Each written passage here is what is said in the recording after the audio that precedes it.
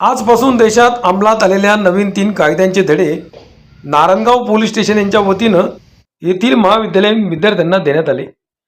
भारतीय दंड 1860 IPCचे रूपांतर भारतीय न्याय संहिता 2023, फौजदारी प्रक्रिया संहिता 1973 चे रूपांतर भारतीय नागरिक सुरक्षा संहिता 2023, भारतीय पुरावा रूपांतर भारतीय साक्ष अधिनियम 2023 मध्ये बदल झाल्याने या नव्या कायद्यातील बदल आणि त्याची आजपासून सुरू झालेली अंमलबजावणी याबाबतची माहिती नारायणगाव पोलीस स्टेशनचे सहाय्यक पोलीस निरीक्षक महादेव शेलार यांनी विद्यार्थ्यांना करून दिली।